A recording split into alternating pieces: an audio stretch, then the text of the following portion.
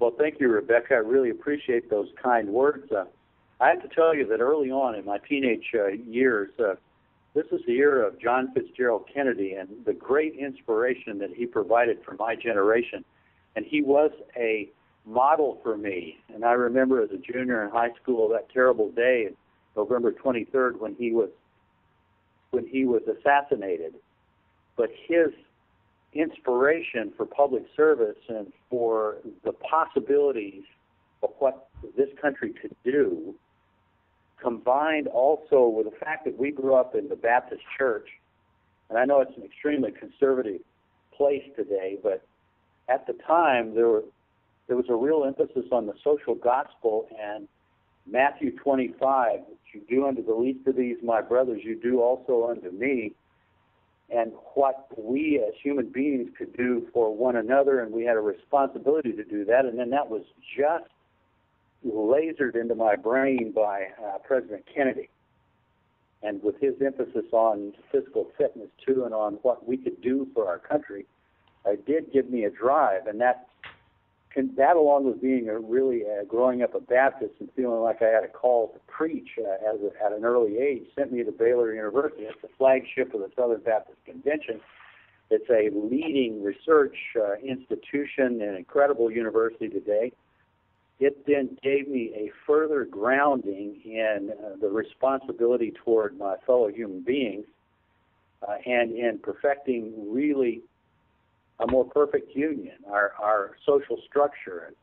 And this at the same time as we're growing up both in high school then in college was the era of the civil rights movement. And I became because I was a Baptist, I think I became a great fan of the Reverend Dr. Martin Luther King Jr. and the battle for equal rights for people of color in this country, especially our fellow African Americans. And that whole era then combined with the Vietnam War just instilled in me this battle for social justice and human rights, and that carried through my training at Baylor as an undergraduate. Then I took a master's degree in the J.M. Dawson program in church state studies at Baylor, where I learned really to appreciate the First Amendment of the Constitution of the United States and the freedom of religion and the disestablishment of the Church of England and the Congregational Church in the 13 colonies. I learned about the New Deal historians and the battle to bring social justice to bear during the Great Depression, and then with the New Frontier with President Kennedy. That carried on through, so that when I finally entered the PhD program at the University of California, Riverside, I took as my primary emphasis the new social history, which emphasized it grew out of the civil rights movement, it grew out of the women's movement, and it focused on the stories of the omitted, of people of color, of people of labor, of women and children and ordinary people, in the sense that we could now look at America as this growing, widening battle for democracy and social justice in the country. That carried forward really into my work when I really obtained my professional career, which was in the museum business. Got a job as curator of history for the Riverside Metropolitan Museum and rose to become the director of that venerable institution where I retired in 2006. Incidentally, my wife and I have we're historical consultants. We have a little business called Ben Cate and Associates now in preservation and museums. But I developed, I think, and this is with all modesty, a kind of a national reputation for implementing the new social history through history exhibitions, in bringing in the omitted, especially in the Southern California area and Riverside area, the first exhibitions on the history of the African American presence in Riverside and Southern California region, and the Chinese. I negotiated for the donation of the National Historic Landmark Harada House to the city of Riverside. The Metropolitan Museum is part of the city of Riverside.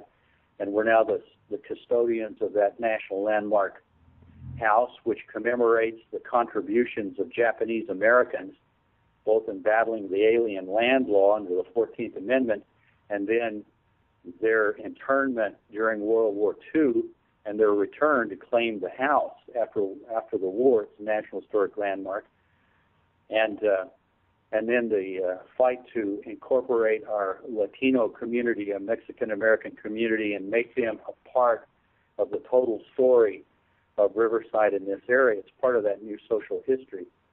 So all of that, I think, in the personal battle to overcome or to succeed in the face of the bilateral pinnular nystagmus, the eye issue, I think they all combined. They all came together with the training of my mother and my father, as an ordained Baptist preacher, and he's not a conservative one. He's a liberal Democrat from the New Deal perspective of Franklin Delano Roosevelt, and he was an advocate of the social gospel, and he hammered into us Matthew 25, as I quoted to you earlier.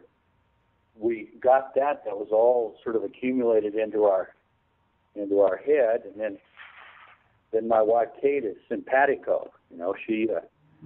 We're now Universalist Unitarians, and her father was a Unitarian. She's a Unitarian, and she has the same kind of perspective on society as me, and that's all sort of come together. So that was the drive, and it was the beauty of California, to me, has always been the diversity. And the beauty of this country is its diversity. And I don't know if you are aware of it, but you're really an icon in the valley that you live in. You have contributed a great deal, and the respect for you is very high. Please continue to tell us about what you have done there. Well, in Riverside, in this region of Southern California where I live, I worked for the City of Riverside Metropolitan Museum for close to 30 years, and also was an adjunct professor in the graduate program in public history at the University of California, Riverside, where we taught this kind of inclusion and the battle to tell the story of all the groups of people and cultural enterprises that made the region, not just the wealthy citrus elite, though their story was very, very important, not just the Anglo middle class, but everyone, including the people of color, those who labor, and those who work in the vineyards and all forms and fashions of society here. And that kind of led Kate and I, too, because of the diversity of Southern California, leads to an international link, because our people have come from everywhere, from China, from Japan, from Korea, from Mexico, from all over. It led us to give over our precious volunteer time to the International Relations Council of Riverside. It's a 501c3 charitable organization that managed the sister city community, the sister city programs for the city of Riverside. We have now 7 sister cities and an 8th on the way. We've dedicated our volunteer time. Most recently, the latest sister city that she and I are involved with is Obuasi, Ghana. And Ghana, of course, is an incredible country in West Africa. It's a developing country. It's a third world country with a great deal of poverty, with some of the most beautiful people I've ever met.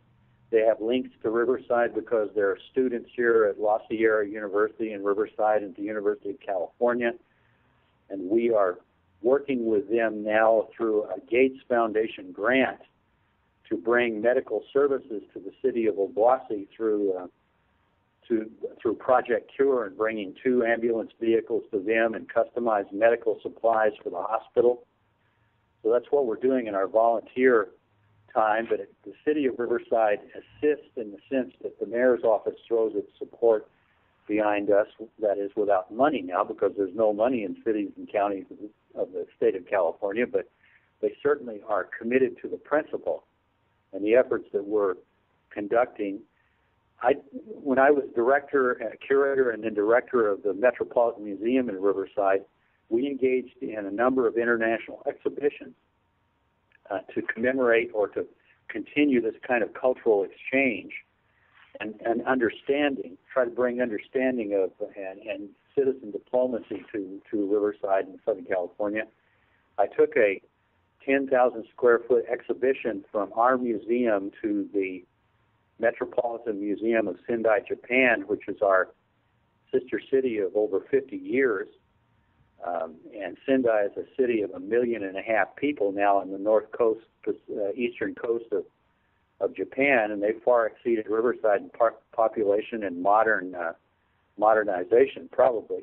Would you like to leave a contact email for our listeners if they want to get a hold of you?